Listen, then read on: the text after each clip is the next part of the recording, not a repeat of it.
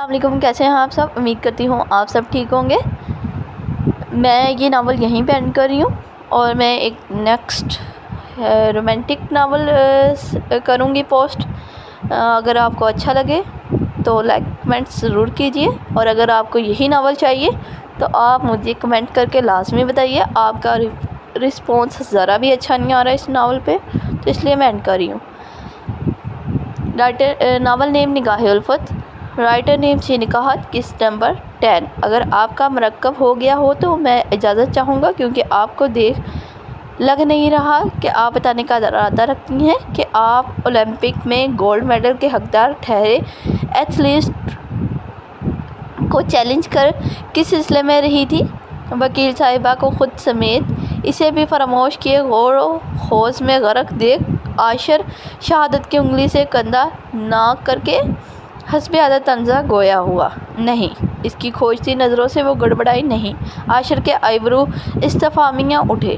ابھی آپ کہیں نہیں جائیں گے؟ مطلب آپ کہاں جائیں گے؟ I mean of course office جائیں گے۔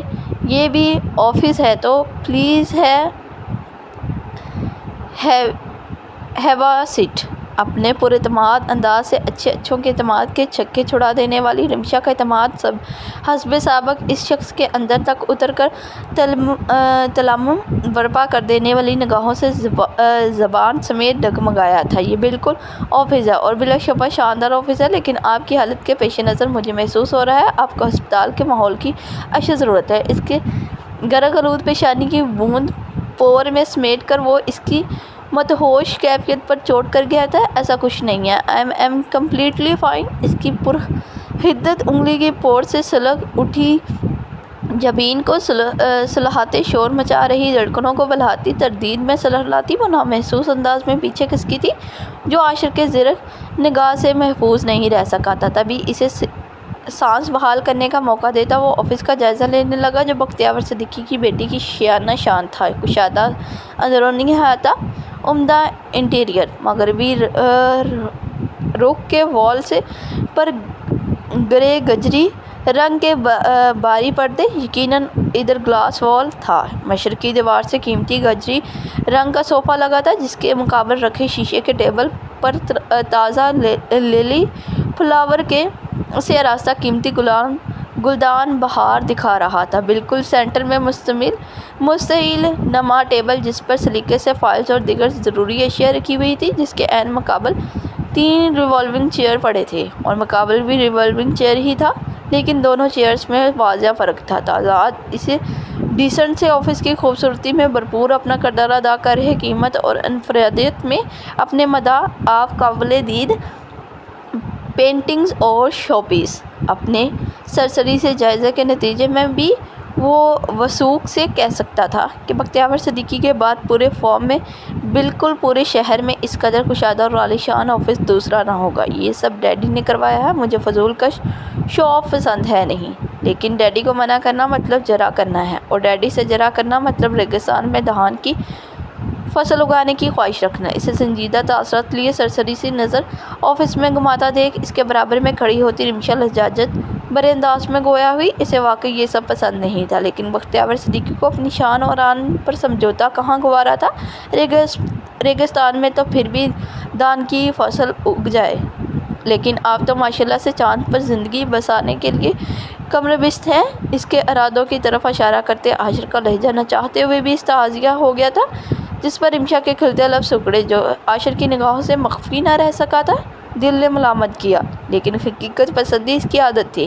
کبھی ارادے چٹانوں میں چونک ڈال دیتے ہیں۔ پھر یہ تو میری ڈیڈی ہی ہیں عاشر صاحب، وہ مضبوطی سے کہتی انٹرکام کی طرف بڑھی، اور میرے ڈیڈی بھلے نارمل فادرز کی طرح نہیں ہیں، but still he is my super hero, my role model, اور اپنے سپر ہیرو اپنے رول ماڈل کو ہرا کر جیت کا سنہرا اپنا سر سجانے کی سوچ بھی میرے لیے سوہان روح ہے۔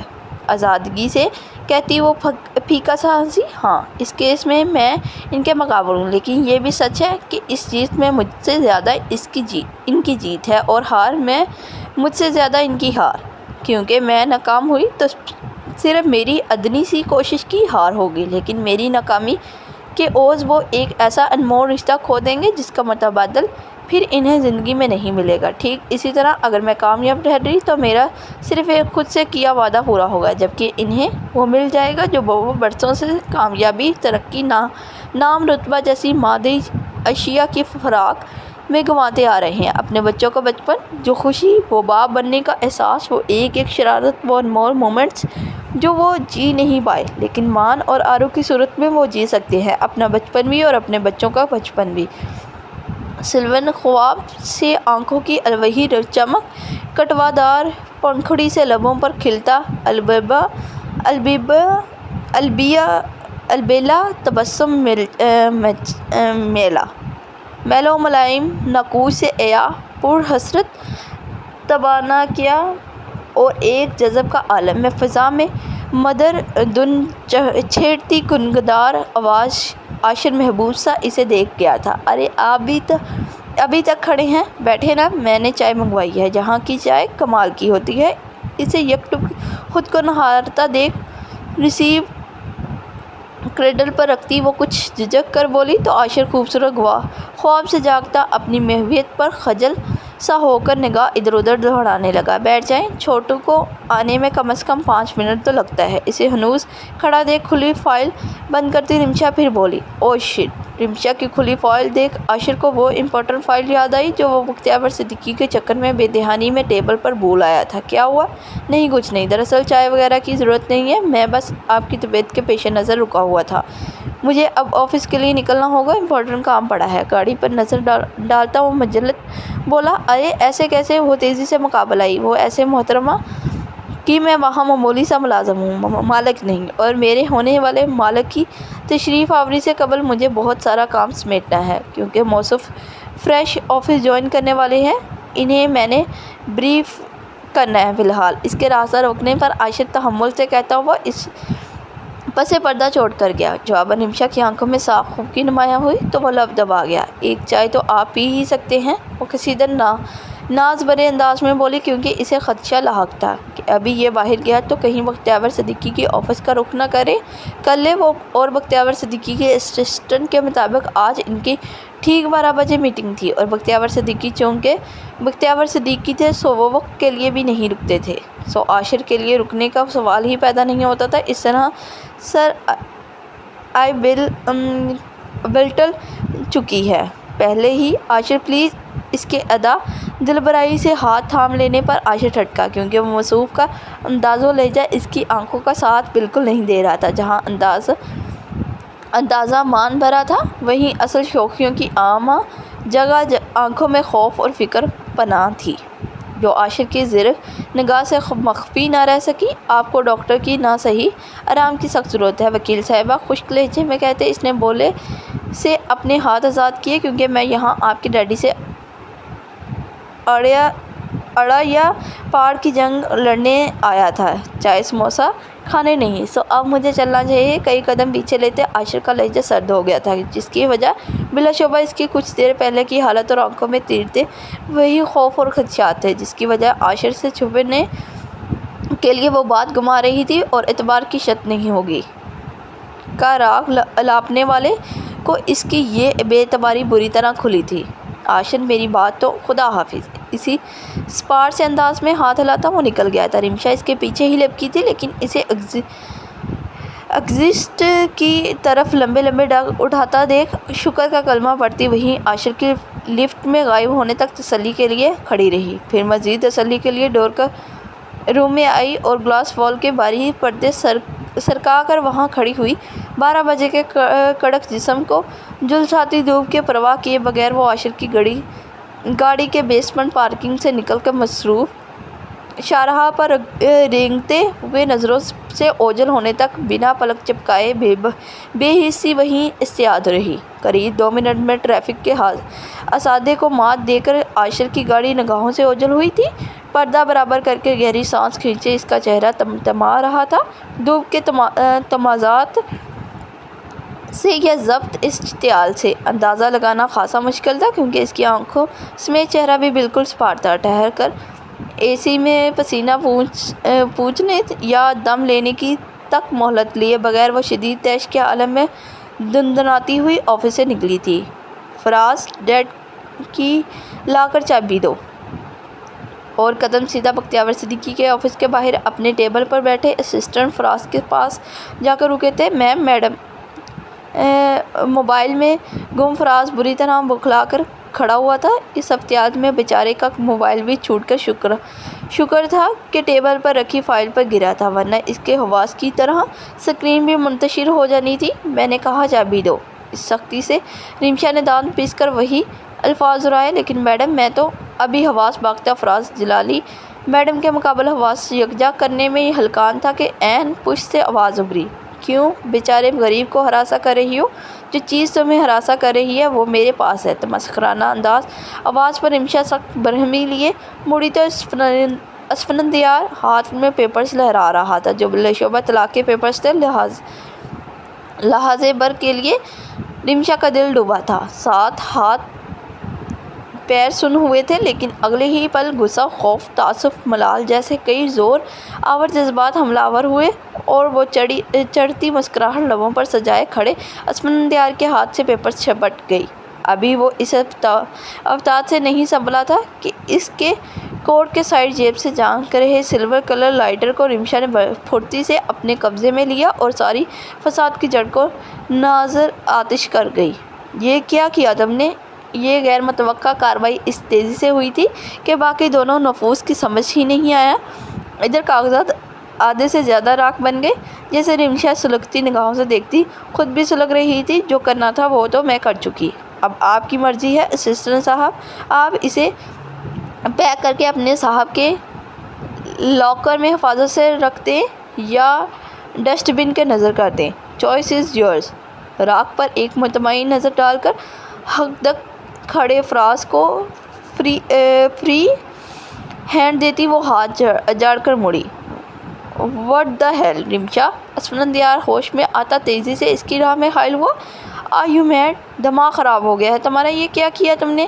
اپنی اتنی محنت سے بنائے کاغذات کا حشر دیکھ غصے سے اسفندیار کی کنپٹی سگڑ گئی تھی۔ ہماری بلڈنگ کے بالکل اپوزٹ آئی اسپیشلسٹ ہے، وہ تمہیں بتا دیں گے اتنی نزدیک کہ نظر کمزور ہونے پر کیا کرنا ہے۔ اور راکھ کی طرف اشارہ کرتی لسانیت سے بولی۔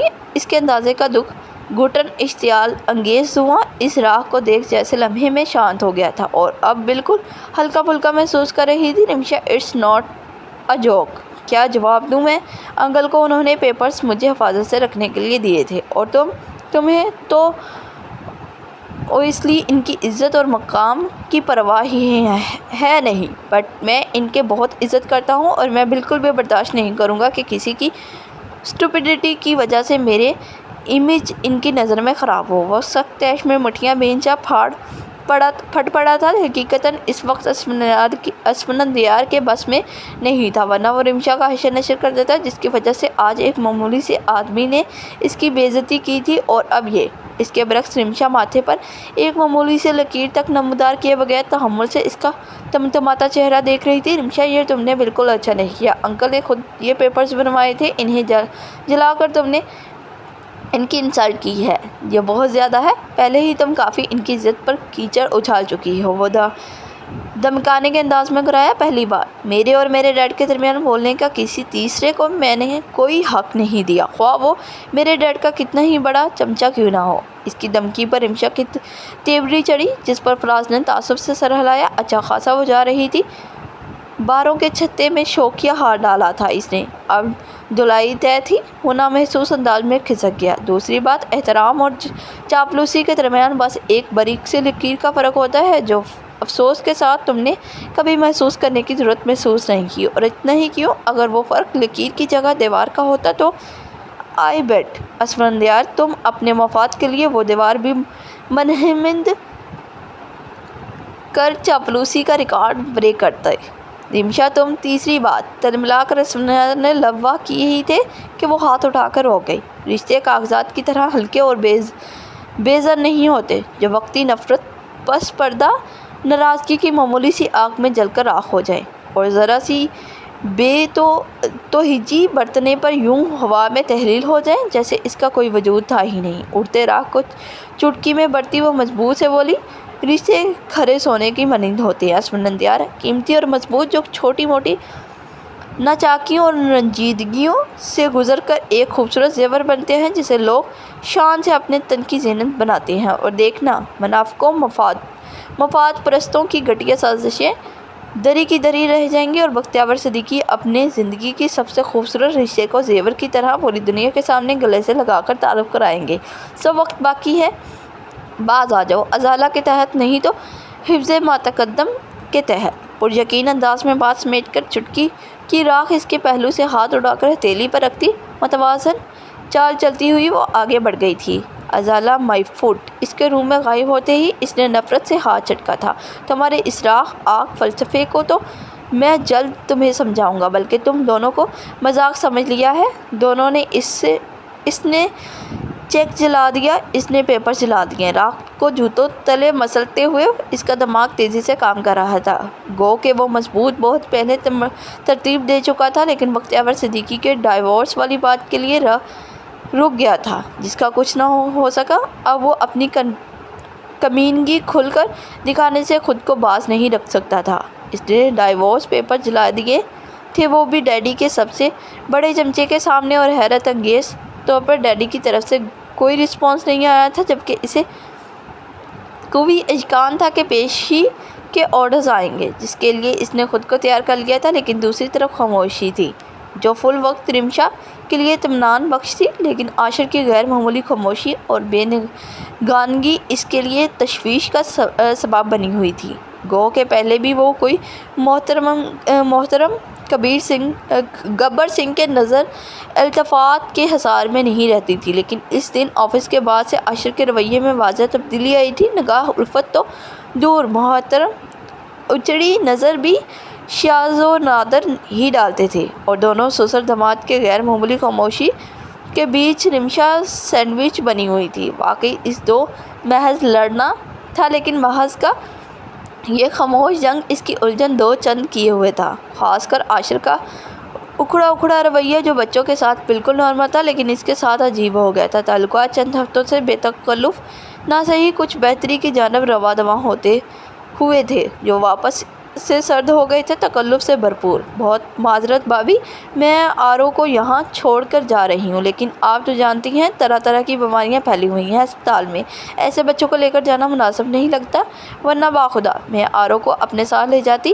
شرمندہ سی صبا ایک بار پھر واضحتاً گویا ہوئی۔ بھابھی پلیز، آپ معذرت کر کے مجھے شرمندہ کر رہی ہیں، میں تو خود بچوں کو آفس لانا چاہتی ہوں، آخر حق ہے ان کا یہاں کی ایک چیز پر۔ رمشا پورے آفس کو گھوم کر اشتیاق سے جائزہ لے رہی آرو کو دیکھنے کی وجہ سے سفیان بھی آفس میں مصروف تھا۔ تبھی پریشان صبا رمشا کو صورتحال بتا کر آرو کو اس کے پاس چھوڑنے آئی تھی، تاکہ وہ ہاسپٹل جا سکے۔ ساتھ یوں بچی کی آفس چھوڑنے پر شرمندہ بھی ہو رہی تھی۔ جی، پھر بھی آپ کو عادت نہیں ہے نا؟ یقین کریں، پہلے میں نے کال کی تھی، عاشر بھائی اور سفیان دونوں کو بھائی تو بہت مصروف تھے، انہوں نے کال لی ہی نہیں۔ سفیان نے مشکل سے کال ریسیو کیا تو مصروف ہوں، سر کھجانے کی فرصت نہیں ہے کہہ کر بات سنے بغیر ہی کال رکھ دیا۔ ایسے میں اگر میں آرو کو وہاں لے کر جاتی تو اچھا نہیں ہوتا، جبکہ سفیان رات ہی بتا چکے ہیں کہ آج ان کے آفس میں گرینڈ اعزازی یونٹ ہے۔ صبح پھر وضاحت دینے لگی تو رمشا نے اسے گھور کر چپ کروایا۔ پلیز آپ ایسے وضاحت نہیں دیں، مجھے عجیب محسوس ہو رہا ہے، ہاسپٹل لے کر جانا تو مومن کو بھی ٹھیک نہیں، اگر یہ میرے پاس رہتے تو میں انہیں بھی رکھ لیتی۔ آئے مومن؟ رمشا نے پورے امید انداز میں ہاتھ آگے کیے، لیکن مومن صاحب کا جواب مایوس کن رہا۔ اچھا تو ابھی آپ جائیں، میں نے ڈرائیور کو کال کر دی ہے، آنٹی کو میری طرف سے خیریت پوچھیے گا۔ رمشا صبا کو لیے دروازے کی طرف بڑھی۔ ڈرائیور کی کیا ضرورت تھی؟ بالکل ضرورت تھی، بھلا ہمارے مغرور شہزادے اپنی گاڑی ڈرائیور ہوتے ہیں کیونکہ ٹیکسی والوں کو لفٹ کراتے، جو اپنی بڑی ماما کو لفٹ نہیں کروا رہے، اپنے بڑے پاپا کی طرح۔ مومن کے پھولے گال چھوتی وہ منہ پھلا کر مصنوعی شکایتی انداز میں بولی تو صبر بے سخت ہنسی۔ ایک دن ایسا آئے گا جب ان کے بڑے پاپا کا وقت نہیں کٹے گا ان کی بڑی ماما کے بغیر۔ آفس سے نکلتے صبا نے پیشن گوئی کی، آ ہی نہ جائے وہ دن۔ سنسان راہداری سے گزرتے لفٹ کی طرف پیش قدمی کرتے رمشا بڑبڑائی، ان قریب آ جائے گا، ادھر کے اثاث تو کافی نمایاں ہیں۔ لفٹ کے آگے رک کر سفیان کے انداز میں آنکھ دباتی صبا معنی خیزی سے بولی تو رمشا جم گئی۔ اچھا پرنسس، ماما نہیں جا رہی ہے، آپ نے ماما کو بالکل پریشان نہیں کرنا۔ لفٹ میں داخل ہوتی صبا آرو کو گول تھپتھپاتی بولی تو فرمانبردار آرو صاحبہ کی دو پونی نے بھی فرمانبرداری کا ثبوت دیا، البتہ موٹی موٹی آنکھیں اشتیاق سے چاروں جانب CCTV کیمرے کی طرح گھوم رہی تھی۔ اور بھابھی ٹھیک 1.5 گھنٹہ بعد مان کی اسکول کی چھٹی ہو گئی۔ بند ہوتے لفٹ سے صبا کی فکرمندی سی آواز ابھری تو رمشا نبھی میں سر ہلاتی مسکرا دی۔ سفیان ہی نہیں، صبا بھی ان کے لیے بہت کچھ کرتی تھی، پورا دن آرو کو سنبھالنا، پھر مان کو اسکول سے لانا، کپڑے وغیرہ بدلوانا، عاشر کے آنے تک کچھ ہلکا پھلکا کھلانا۔ رمشا کے آنے کے بعد چند ہفتہ یہ سب اس نے کیا تھا، لیکن پھر حالات ایسے ہوئے کہ وقت ہی نہیں مل رہا تھا۔ اگر ہماری پرنسس کا جائزہ مکمل ہو گیا ہو تو ہم آفس میں چلیں واپس۔ وہ گوں کر بٹن کی طرح آنکھیں گھما رہی آرو کے قریب جھکی۔ ماما، ماپا کا آفس تو ایسا نہیں ہوتا، وہاں اتنے سارے انکل ہوتے ہیں جو آرو کو ہائی کرتے ہیں، چاکلیٹس بھی دیتے ہیں، اور وہاں چاکلیٹ آئس کریم کی شاپ بھی ہوتی ہے۔ سنسان راہداری، بند دروازے، زیرو کا نام و نشان نہ دیکھ 15 منٹ کی کھوج بین کا نچوڑ متفکر سا سوال آیا تھا۔ رمشا مسکرا دی۔ آرو بتائیں ماما کو انہیں کیا چاہیے، ماما یہاں بھی دکان لگا دیں گی۔ سچی؟ کھلے آفر پر آرو کی آنکھوں کے ساتھ آواز بھی بلند ہوئی جو راہداری میں گونج کر واپس آئی۔ مجھے ابھی آپ چلیں، اپنے روم میں جاتے ہیں۔ ارد گرد کے بند دروازوں پر محتاط نظر ڈال کر وہ اس کی انگلی تھامے آگے بڑھی۔ یہ شہر کے نامور وکلا یعنی بختیار صدیقی کے 9 رتنوں کا ٹھکانہ تھا، جہاں کی خاموشی جب کمرہ عدالت میں بولتی تھی تو کمرہ عادت شہر خاموشیاں کا منظر پیش کرتا تھا، پھر گونجتا تھا تو صرف فیصلہ، وہ بھی ان کے مدعی کے حق میں۔ یہ بختیار صدیقی کے آفس سے فائل لے کر نکلا فراز چھوٹی بچی کو رمشا کے ہمراہ دیکھ ٹھٹکا۔ ہماری پرنسس، بالکل اس آفس کے پرنسس اینڈ آپ کے جونیئر باس۔ آرو کو ساتھ لگاتے مضبوط اور مستحکم انداز میں تعارف کراتے رمشا کے لہجے سے ایک فخر کے ایک سرشاری عیاں ہو رہی تھی۔ فراز ہونک سا رہ گیا۔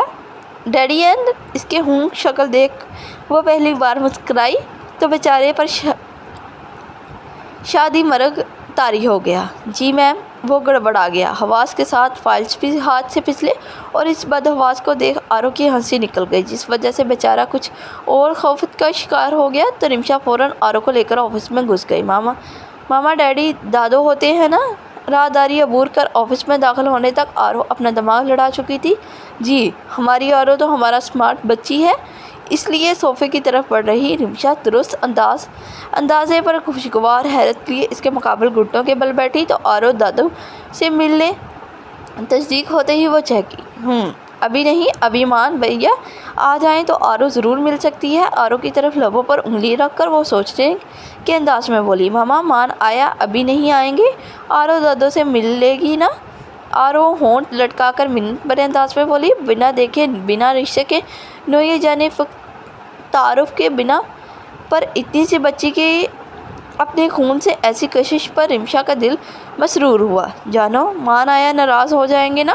ایک بار وہ آ جائیں تو ہم ساتھ چلیں گے، جب تک آپ یہاں اپنی ڈول کے ساتھ کھیلیں۔ ماما نے آئس کریم اور چاکلیٹس منگوائی ہیں، وہ انجوائے کریں۔ اس کے پھولے گال سے لاتی وہ پچکارنے کے انداز میں بولی۔ یہ سنہرا موقع تو وہ کسی طرح ہاتھ سے جانے دینے والی نہیں تھی۔ صبا کو فوراً آرو کو یہاں لانے کی اجازت بھی اس نے یہی سوچ کر دیا تھا، بس مان کے آنے کا انتظار تھا۔ دیکھنا ہے ڈیڈی، اس معصومیت اور اپنی خون کی کشش کے آگے آپ کب تک پتھر رہ سکتے ہیں؟ نرمٹھے انداز میں پونی ہلاتے ہوئے جا کر صوفے پر نشست سنبھالتی ڈول کے ساتھ گفت و شنید میں مصروف ہو چکی آرو پر محبت پاش نظر ڈال کر وہ خود کلامی کرتے سرشار سی ٹیبل کی طرف بڑھی تاکہ جلد سے جلد بقیہ کام ختم کر ایک خوبصورت دل مو لینے والے تاریخی منظر سے محفوظ ہو سکے۔ پھر کچھ ہی دیر میں آئس کریم، چاکلیٹ، کوکیز اور دیگر عالم غالم آفس بوائے دے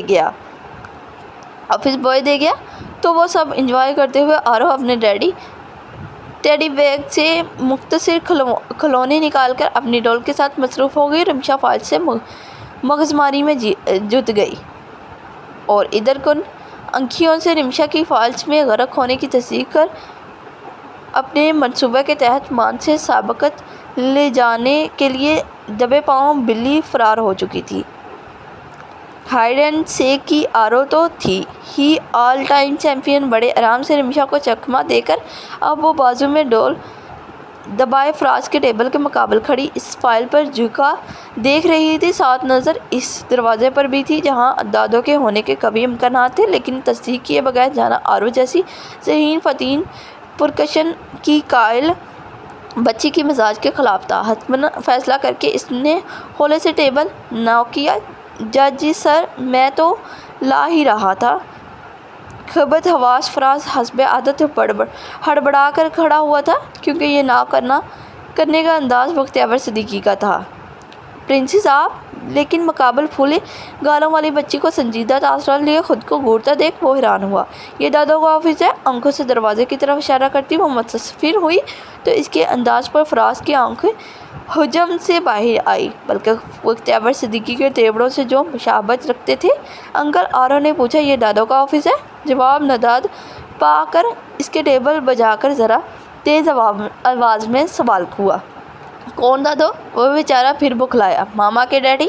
توقف سے سوچ کر اس نے جواب دیا تو ہونک فراز کا سر بیل کی طرح ہاں میں ہلا۔ وہ اوکے تھینکس کہتی پونی ہلا کر آگے بڑھ گئی۔ ارے آپ کہاں جا رہی ہیں پرنسس؟ وہ ہڑبڑا کر دروازے کی طرف لپکا۔ دادوں کے پاس، لیکن آپ وہاں نہیں جا سکتی۔ کیوں؟ کیونکہ سر اسفندیار سر کے ساتھ میٹنگ میں بزی ہیں، غصہ ہو جائیں گے۔ بچی کے سوال پر سوال سے فراز روحان سا ہو گیا۔ صدیقی خاندان کے تینوں جنریشن سے اس معصوم کی جان جاتی تھی۔ آرو کی بھی میٹنگ ہے دادوں سے؟ بامشکل لفظ میٹنگ ادا کرتی وہ سوکھ سے بولی تو فراز کا منہ کھلا۔ لیکن آپ پلیز ڈول کھول دیں، آرو نے اندر جانا ہے، ورنہ آرو ماما کو بتائے گی اور آرو کو زور زور سے رونا بھی آتا ہے۔ گزارش اور دھمکی کے عجب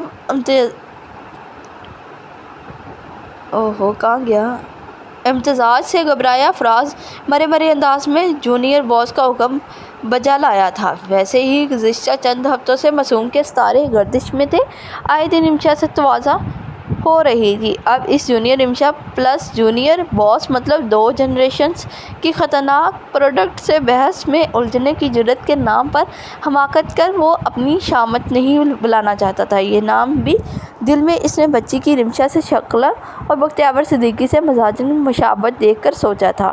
تھینک یو انکل۔ آرو نے اندر داخل ہونے سے قبل پلٹ کر اخلاقیات نبھائے تو مخدوش فراز مرے انداز میں سر ہلا گیا۔ بیچارے کا حساب آگے کول پیچھے کھائی والا تھا۔ فل وقت؟ آپ بے فکر رہیں انکل، میں کام وقت پر کر دوں گا۔ بختیور صدیقی کے ہاتھ فائل لیتا وہ یقین دہانی کراتا ہوا کھڑا ہوا تو وہ محض سر ہلانے پر اکتفا کر آنکھیں موند کر ریلیکس پوزیشن میں جاتے کرسی کا رخ موڑ گئے۔ عادت کے مطابق اب وہ 5 منٹ اسی طرح رہنے والے تھے۔ اسفندیار دروازے کی سمت بڑھا، ابھی وہ دروازے سے چند قدم دور ہی تھا کہ دروازہ خود بخود کھولا اور فراز کی روحان سی شکل نظر آئی، لیکن اس کی آنکھوں کا حجم دائیں ہاتھ میں ڈول لیے پراعتماد انداز میں داخل ہوئی بچی کو دیکھ کر پھیلی۔ بچی نے پلٹ کر فراز کو کچھ کہا اور پھر ارد گرد سے بے نیاز مشتاق نظر گھماتی اس کی طرف چلی آئی۔ او شٹ! دماغ میں چمکا ہونے پر اسفندیار تیزی سے بچی کی طرف لپکا تھا۔ آپ یہاں کیسے آئی لٹل گرل؟ پلٹ کر بختیور صدیقی کی ریوالونگ چیئر کی پشت پر محتاط نظر ڈالتا وہ کچھ اس انداز میں بچی کے مقابل کھڑا ہوا کہ بچی بالکل چھپ گئی۔ آپ یہاں کیسے لٹل گرل؟ پلٹ کر بختیور صدیقی کی ریوالونگ چیئر کی پشت پر محتاط نظر ڈالتا وہ کچھ اس انداز میں بچی کے مقابل کھڑا ہوا کہ بچی بالکل چھپ گئی۔ مان آیا کہ ریموٹ والے چوپل سے ہاتھ سے ریموٹ کا اشارہ کرتی وہ چڑھ کر بولی۔ اس کا چڑھنا بنتا بھی تھا، مطلب وہ ننھی جان اپنے دادوں سے ملاقات کے لیے نکلی تھی یا خطرناک مشن پر، جہاں ایک کے بعد ایک دیگر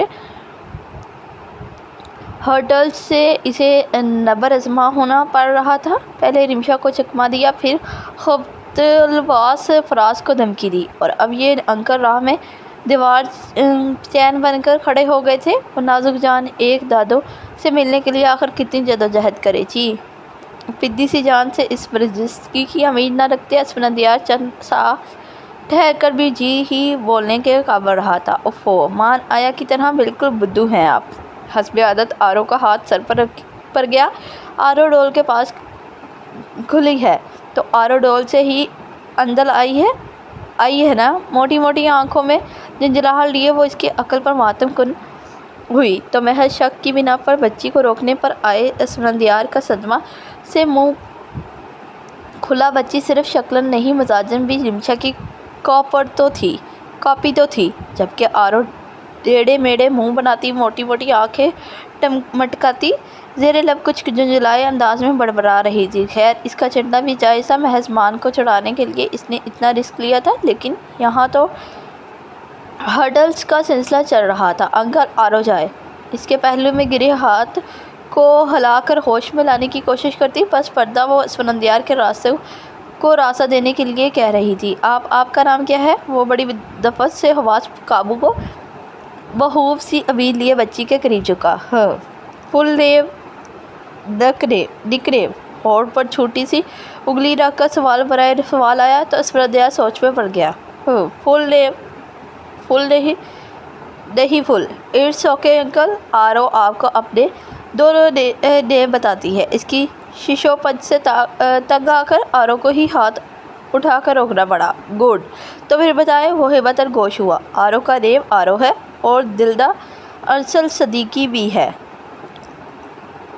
چہرے پر دنیا جہان کے منصوبے لیے وہ فخریہ ہاتھ اٹھا کر بولی تو نہ صرف اسفندیار پر سخت طاری ہوا بلکہ بختیور صدیقی کی سماعت بھی پتھرائی۔ وہ خاموش فضا میں ابھر رہی کسی معصوم بچی کی آواز کو وہم جان کر مڑے تھے، لیکن اسفندیار کو خود سے بہو کلام دیکھ کر کرخت تیور لیے اٹھنے ہی لگے تھے کہ سماعت میں وہ الفاظ اترے اور تیزی سے سر پڑے اعصاب کو قابو نہ کرتے دب سے واپس کرسی پر گرے۔ دادو!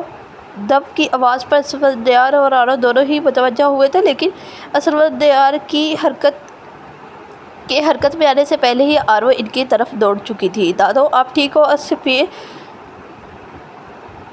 چند سفید گھٹنوں کو چھوتی ہوئی فراق، ہم رنگ جوتے، گگریلے بالوں کی دو چھوٹی چھوٹی غبارے جیسی پھولی ہوئی پونی، پھولے پھولے سرخ گال، چھوٹی سی ناک، سرخ پتلے سے ہونٹ، چھوٹی سی پیشانی پر باریک سے دو بل اور موٹی موٹی شفاف آنکھوں میں معصوم سی فکر، دائیں بازو میں ڈول دبائے بنی ہوئی رمشا کا بچپن ان کے مقابل تھی۔ بختیور صدیقی پلک چمکانا بھول گئے، ہاتھ باضبط کانپ رہے تھے، تنفس منتشر، دھڑکن سست تھی اور دماغ جیسے اس کا یہاں کوئی کام ہی نہیں تھا۔ وہ پوری طرح غائب تھا اور وہ یک ٹک اس ننھی پری کو دیکھے جا رہے تھے۔ دادو، آرو نے پوچھا، آپ ٹھیک ہو؟ انہیں یک ٹک خود کو گھورتا دیکھ وہ قریب آ کر بازو ہلا کر فکر مندی سے سوال گو ہوئی تو وہ اس لمس تر رگوں میں وپرے خون سے کرنٹ کھا کر اپنی جگہ کھڑے ہوئے۔ آپ یہاں کیا کر رہی ہیں؟ بدحواس بختیور کے لفظ ہی ساتھ چھوڑ گئے تھے۔ اوفو دادو، آرو کس کو بتائے؟ آرو کو آپ سے ملنا ہے۔ آرو آپ سے ملنے آئی ہے؟ ایک بار پھر وہی سوال پر آرو ٹھیک ٹھاک چڑھ کر چٹک گئی تو تلست پسند جذبہ صاحب مرعوب سے ہو گئے۔ لٹل ڈول، آپ ہمارے ساتھ باہر چلیں، ہم آپ کو چاکلیٹس لے کر دیں گے۔ تیز ترار بختیور صدیقی کو عجب کیفیت کا شکار دیکھ اسفندیار تیزی سے آرو کے قریب آیا۔ قبل اس کے معاملہ اس کے ہاتھ سے نکل جاتا۔ بچہ! انکل آرو اندر آئی ہے، آرو کو دادو سے ملنا ہے۔ آپ باہر چلے تھے، آپ کو باہر جانا تھا اور آرو کے پاس چاکلیٹس ہیں، بہت سالے۔ آرو سخت عاجز آئے انداز میں ہاتھ نیچا کر بولی تو اسفندیار پوری طرح کھسک گیا۔ اتنی چھوٹی پٹاخہ سے اسے لاجواب کی امید قطع نہیں تھی۔ دوسری طرف وہ زیر لب بڑبڑاتی، سب پر ماتم کرتی۔ اسے یقین تھا کہ وہ ذہین فطین ہے، لیکن ساری دنیا ایسی بدھو ہے، اس کا اندازہ اسے آج ہو رہا تھا سب کی ہوک شکل اور سوال سے۔ دادو کہیں نہ آپ انکل سے وہ جائے، آرو کو آپ سے میٹنگ کرنی ہے۔ مشکل سے میٹنگ لفظ بولنے میں کامیاب ہوتے ہوئے حکم صادر ہوا تو ناقابل بیاں کیفیت کا شکار بختیور صدیقی نے بنا سوچے سمجھے اسفندیار کو جانے کا اشارہ کیا۔ وہ بےیقینی سے دیکھتا خود کو گھسیٹتا ہوا دروازے کی سمت بڑھا۔ دروازہ کھول کر باہر قدم رکھتے ہی اس کی پہلی نظر اپنے آفس سے برآمد ہوئی مدہوش حال رمشا پر گئی، جو ادھر ادھر بتلاشی پریشان نظر دوڑاتی फराज की तरफ लिपकी थी और इसे देखते ही इस फरदियार को और अपने रगों शरारे बढ़ता महसूस हुआ था। मान गए एडवोकेट रिमशा बख्तियावर सिद्दीकी, कमाल की वकील हो, केस को अपने फेवर में लेना तुम्हें बखूबी आता है। हाथ उठाकर वो तमस्कुराना ताली बजाता अंगारे जमाता इसका करीब आया। इस वक्त मैं बहुत परेशान हूँ, तुम मुझसे नाल जो इसी में तुम्हारी आफियत है। एडवोकेट स्पंदयार वो सख्त बरहम तासरात लिए वॉर करने के अंदाज में बोली तो स्पंदयार का हाजिया कहका पूरी राहदारी में गूंजा, जो सख्त गरा गुजरने के बावजूद वो लब बेच कर फराज की तरफ मतवज्जा हो गई थी। फराज, तुम बताओ, तुमने बच्ची को रूम से निकलते या इधर उधर जाता देखा या नहीं? Tell me fast, damn it. वो बच्ची तो अदाकारी अच्छी कर लेती हो, वैसे तुम वकील बेकार ही बनी, इंडस्ट्री में ज़्यादा तरक्की मिलती। ओ just shut up you loser. इसके फिर मदाखलत पर वो भड़क उठी थी। आरव को रूम से गायब देख इसका दिल खदशात से बंद पड़ गया था और इस बरहूस लगूर को डायलॉग बाजी की पड़ी हुई थी।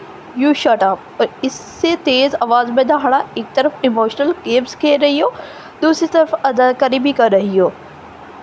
ब्राउ एडवोकेट एक्सीलेंट।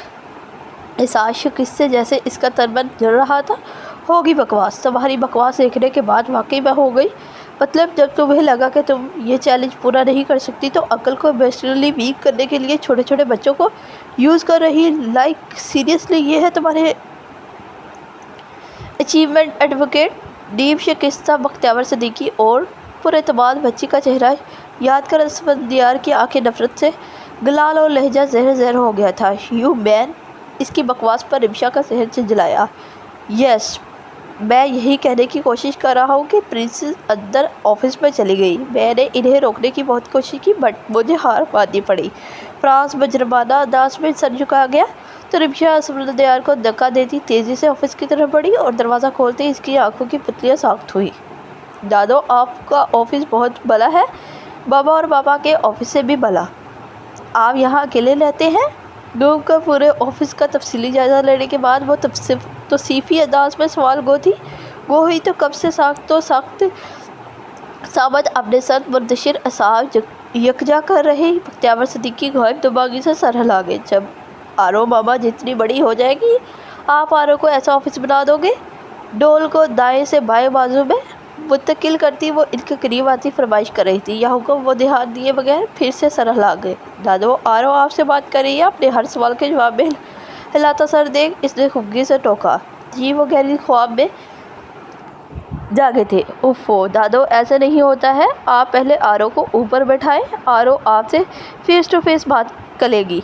दादी अम्मा की तरह अपना छोटा सा हाथ पेशानी पर मारकर वो गर्दन अकड़ा कर बोली तो खब्तल हवास बख्तियावर सिद्दीकी हुक्म हाकम बरग मफाजात के मसदाक बेख्तियार इस छोटी पटाखा की जानब झुके थे। उफ़ो, अब क्या हुआ? इसके एक कदम पीछे लेकर वापस सर पर हाथ मारने पर वो बेतरह बुखलाए। माल आया की तरह बिल्कुल बुद्धू है आप। देखें, आपके टेबल पर इतनी सारी चीज़ें लिखी हैं, आरो यहाँ कैसे बैठेगी? आरो बच्ची है ना, इसे चोट आ गई तो लैपटॉप फाइल्स और दीगर इस काम की चीज़ों से उभरी बड़ी टेबल की तरह इशारा करती। वो साफ एक दुनिया को अपनी अक्लों और फहीम से फतह कर चुके बख्तियावर सिद्दीकी की अक्ल पर मातम कर थी। मैं ठीक कहता हूँ, शायद ही बख्तियावर सिद्दीकी कभी कंफ्यूज या गड़बड़ाए होंगे, लेकिन इस रिमशा की कॉपर तो बच्ची ने सेकंड में नहीं इन सारे कैफियत से दो चार कर दिया था। क्योंकि ये छोटी पटाखा बात नहीं कर रही थी, सीधा हुक्म सादा कर रही थी, वो भी रायत से पाक। अब ठीक है। फाइल लैपटॉप खिसका कर टेबल का आधा हिस्सा खाली कर उन्होंने अपने बालकन को देखा। ओके है, अब आप आरो को उठाएं, लेकिन देख कर आरो के जूते गंदे हैं, आपके कपड़े गंदे हो जाएंगे। दोनों हाथ ऊपर करके जूतों की तरफ इशारा करती मैं समझदारी से बोली तो बख्तियावर सिद्दीकी सर हिला गए।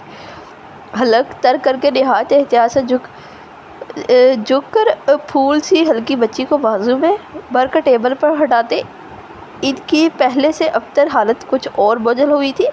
पत्थर दिल गदाज होकर डूबा मुंतफिर और मुतकबर दिमाग सुन हुआ। यक ही पूरा जिस्म ढीला पड़ा, साथ आरो पर गिरफ्त कमज़ोर हुई। اور قبل اس کے کہ وہ چوڑ کر نیچے گرتی، سیکنڈ کے 1000ویں حصے میں اسے اپنے سینے میں بیچ کر محفوظ کرتے دوسرے ہاتھ سے انہوں نے ٹیبل کو تھاما۔ آپ ٹھیک ہے نا؟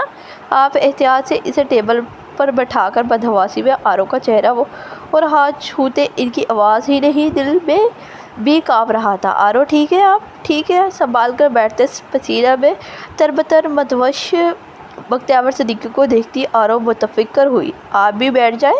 انہیں تیز تیز سانس بھرتا دیکھ آرو نے انہیں بھی سامنے بیٹھنے کا اشارہ کیا، جس پر وہ لب بھیج کر نفی میں سرلاتے دائیں ہاتھ سے ارے خلوت پریشانی مسلتے ہوئے کانپتی قوی انگلیوں میں بال جکڑ کر سختی سے آنکھیں بھیج گئے، جبکہ بائیں ہاتھ کا پنجہ سختی سے ٹیبل پر گڑا تھا۔ دادو پانی پی لیں، پھر آرو آپ کو چاکلیٹس دے گی۔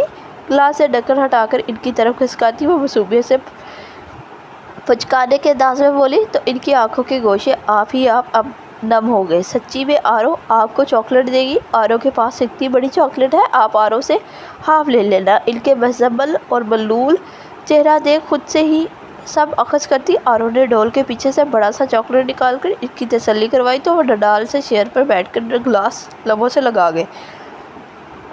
حلق میں ویسے ہی کانٹے اگ رہے تھے۔ ایک سانس میں گلاس اڈیل کر انہوں نے دیکھا تو وہ انہیں تربنی نگاہوں سے گھور رہی تھی۔ انہوں نے اشارے سے پوچھا کہ اب ناچیز سے کیا خطا سرزاد ہوئی ہے، کیونکہ اپنی آگے کسی کی نہ چلنے دینے والے جج صاحب کی زبان جونیئر جج صاحبہ نے پہلے ہی تالوں سے چپکا دی تھی۔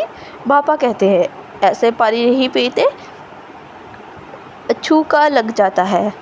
دیکھیں آپ کے آئیز میں پانی آ گیا ہے نا؟ دادی اماں کی طرح کہتے اس نے خود ہاتھ بڑھا کر ان کی آنکھوں کے کنارے سے انمول قطرے اپنے پورس میں سمیٹ کر دکھایا تو وہ اپنے آنسو دیکھ دک سے رہ گئے۔ کب آئے تھے ان پتھر آنکھوں میں آنسو؟ عنصر کی بیعت پر بھی ان کی آنکھیں خشک تھیں۔ پھر اب اپنی شکست کو اپنی فتح میں بدلنے کے گر سے وہ اچھی طرح واقف تھے، لیکن اس مضعوف رشتہ کا روپ دہارے جو ان کے مقابل انوکھے احساسات اور کشش لیے شکست آئی تھی، ان مضبوط اعصاب جواب دے گئے تھے۔ ان کا ایسے مصروف دل بو لینے والے ہتھیار سے پالا پہلے کبھی نہیں پڑا تھا، تبھی وہ اپنا دفاع کرنے میں بری طرح ناکامیاب ٹھہر رہے تھے۔ انوکھا مگر مضبوط حوالہ ان کے تسلط پسند شخصیت پر تسلط جما رہا تھا۔ معصوم مگر حکیم طرز کلام ان کی حکمیت پروار دماغ کو چاروں خانے جیت کر چکا تھا۔ منموہنا مکھڑا تنفر اور تکبر کی ابا جگہ آنکھوں میں حسرتوں کا تفار برپا کر انہیں کمزور کر رہا تھا۔ اپنی انگ انگ سے عیا ہوتی اپنی شکست سے بے طرح گھبرا کر انہوں نے انٹرکام اٹھایا تھا۔ جی سر۔ اگلے لمحے بوتل کی جن کی طرح ہراساں سا فراز اندر داخل ہوا تھا۔ رمشا کہاں ہے؟ انہوں نے چھوڑتے ہی پوچھا۔ جی میرا مطلب ہے کہ میم نے رمشا میم نے اس سے آگے کچھ بولو گے؟ آرو کی موجودگی کی پیش نظر ان کی آواز بلند نہیں ہوئی، لیکن فراز کی پھر بھی روح پرواز ہو گئی۔ جی۔ بے طرح دونوں ہاتھ ملتا وہ رو دینے کے انداز میں سرلانے لگا۔ باہر سے بیٹی کے آرڈر سے کہ جھوٹ کہے کہ وہ آفس نہیں، اندر باپ کے سامنے خوف کے مارے مظلوم کی گگی بند گئی تھی۔ دادو ماما بار آیا کو لینے اسکول گئی ہوگی ہے نا انکل؟ دونوں پر ایک نظر ڈال کر آرو نے لب کشائی کی تو فراز زور و شور سے سرہلاتا اس مصروف رشتہ کو تشکر آمیز نگاہوں سے دیکھنے لگا، جبکہ بختیور صدیقی لب بھیج گئے۔ تم انہیں لے کر جاؤ۔ انہوں نے آرو کی طرف اشارہ کیا۔ آرو کو کہیں نہیں جانا، اس نے فوراً تردید کی، لیکن دادو آرو کو نہیں جانا۔ آپ جائیں انکل، آرو ماما کے آنے تک دادو کے پاس رہے گی۔ بختیور صدیقی کے ساتھ لگے ہاتھوں فراز کو بھی حکم ملا تو وہ چھلاوے کی طرح غائب ہوا اور آخری کوشش میں ناکامی پر وہ تذبذب کا شکار کرپٹی چلانے لگے۔ دادو آپ پریشان مت ہو، آرو اچھی بچی ہے، وہ آپ کو پریشان نہیں کرے گی۔ آرو ممانی کو بھی پریشان نہیں کرتی۔ انہیں کرپٹی چلاتا دیکھ وہ یقین دہانی کراتی ہوئی بولی تو بختیور صدیقی کھسک گئے۔ آرو یہ چاکلیٹ کھائے گی، پھر ماما آ جائے گی تو آرو چلی جائے گی۔ پیپر ہٹانے کی کوشش کرتی وہ پونی ہلا کر انہیں بہلانے کی بھی کوشش کر رہی تھی، جس پر بختیور صدیقی کو ڈھیر و شرمندگی نے گھیرا تھا۔ شاید ان کے تاثرات سے اتنی چھوٹی سی بچی نے بھی اخذ کر لیا تھا۔ کہ اس کی موجودگی انہیں پسند نہیں آ رہی تھی، تبھی وہ انہیں بلا رہی تھی۔ لائے میں ہٹا دیتا ہوں۔ اپنی خوف دور کرنے کو انہوں نے آفر کی تو آرو بنا ہیل و حجت ان کی چوڑی ہتھیلی پر چاکلیٹ رکھ گئی۔ ویسے دادو، آرو کے ٹوائز، کوکیز اور ڈولز کہاں ہیں؟ یکایک کچھ یاد آنے پر آرو نے تیزی سے پوچھا۔ تو ریپر کھول رہے بختیور صدیقی نے اچنبے سے اسے دیکھا۔ ماما کہتی تھی دادو آرو کے لیے اتنے سارے ٹوائز اور ڈول لے کر آئے گی، ان کی بات کل نہیں ہو۔ اس نے وضاحت کی تو ایک بار پھر وہ لب بھیج گئے۔ اٹس اوکے، آپ سیڈ فیل نہیں کریں، آرو کے بہت سارے ٹوائز ہیں اور چاکلیٹس، کوکیز پاپا لے آتے ہیں۔ ان کے عضلات تنے تو وہ خود ہی بول اٹھی۔ جواب میں پہلی بار وہ ہولے سے مسکرا دیے۔ ان کی مسکراہٹ سے شاہ پا کر آرو کی پٹر چالو ہو گئی تھی، جسے وہ بے ساختہ ہی خنباک سے سننے لگے۔ انہیں یاد نہیں تھا کہ کبھی اپنے دونوں بچوں میں سے کسی کو انہوں نے اپنے اتنے قریب آنے کی اجازت دی تھی، تبھی وہ وثوق سے نہیں کہہ سکتے تھے کہ رمشا یا ارسل میں سے کوئی اتنا باتونی تھا یا نہیں۔ لیکن آرو نہ صرف بے حد باتونی تھی بلکہ نڈر اور کنفرنٹ ہونے کے ساتھ خاصی ظاہر بھی تھی۔ پرورش کا کمال ہونے کے ساتھ شاہی خون کی بھی تاثیر تھی۔ وہ مستقل بولے جا رہی، آرو کو دیکھ خود ہی سوچے جا رہے تھے۔ آرے بات کرتے ہوئے اچانک ہی آرو نے سر پر ہاتھ مارا۔ کیا ہوا؟ بیڈ مینرز ہوتے ہیں، پاپا کہتے ہیں شیئر کر کے کھانا چاہیے۔ خود کلامی کرتے اس نے چاکلیٹ ان کی طرف بڑھایا تو اب کہ وہ نہ چاہتے ہوئے بھی کھل کر مسکراتے نفی میں سر ہلا گئی۔ ان کی زندگی میں آج بہت کچھ پہلی بار ہوا تھا۔ یہ مسکراہٹ جو خوشنویت بناوٹ سے پاک دے ریاسی تھی، یہ کرکھدگی سے میرا لجاجت ملائمت بھرا لہجہ، یہ نرم خوں چہرہ، کوئی سوچ بھی نہیں سکتا تھا بختیور صدیقی کا یہ روح بھی دیکھنے کو ملے گا۔ فخر و تکبر سے پاک سادہ بے لوث، سیکنڈ کا حساب رکھنے والے بختیور صدیقی ایک چھوٹی سی بچی کے ساتھ 2 گھنٹہ ہاتھ پر ہاتھ دھرے گزار چکے تھے، جس کا انہیں احساس بھی نہیں تھا۔ رمشا جب یونیفارم میں ملبوس مار کا ہاتھ تھامے ان کے آفس میں داخل ہوئی تو محویت سے آرو کے ساتھ مصروف اپنے ڈیڈ کو دیکھ فرتے جذبات سے اس کی آنکھیں جلمل گئی تھیں۔ بچپن میں وہ دونوں بھائی بہن ان کے وقت اور شفقت کے لیے بہت تڑپے ترسے تھے، جو شاید اب ان بچوں کے حصے آنا تھا۔ ماما، آپ نے پھر مان سے چیٹنگ کی؟ آرو کو پہلے سے وہاں موجود دیکھ مان کو خوشی سے کھلا ہوا منہ غبارے کی طرح پھولا۔ نہیں جانا، ماما آرو کو آپ کے اسکول لے کر نہیں آ سکتی تھی نا، تو اس لیے انہیں یہاں چھوڑ کر گئی تھی۔ پلک چپکا کر آنسو کو جذب کرتی وہ اس کے پھولے گال سے ہلا کر وضاحتاً بولی، لیکن مان کا منہ بن چکا تھا ماما۔ جب تک آرو کی نظر بھی ان پر پڑ چکی تھی، بختیور صدیقی کو نیچے اترنے کا اشارہ کرتی وہ دوڑ کر رمشا کی باہوں میں سمائی اور بختیور صدیقی ایک بار پھر دم سادھے ارسل کا بچپن دیکھ رہے تھے۔ پیشانی پر بکھرے گھریلے بال، ہلکی کھٹی ناراض آنکھیں، خفگی سے پھولے گال، اسکول یونیفارم میں دونوں ہاتھ کمر پر جمائے وہ بڑی دیدہ دلیری سے انہیں گھور رہا تھا، جیسے ارسل ہمیشہ ان سے نالاں رہتا تھا، ویسے یہ اس کا کاپی بھی انہیں خود سے سخت گبیدہ لگا۔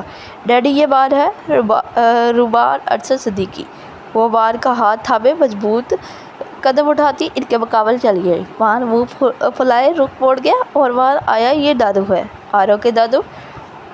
جلتی پر تیل ڈالنے کے لیے آرو کو سیدھا چاہ کر بختیور صدیقی سے لپٹی، جن کی حالت ایک بار پھر عجیب ہو رہی تھی۔ ماما، مان واقعی میں چڑ گیا۔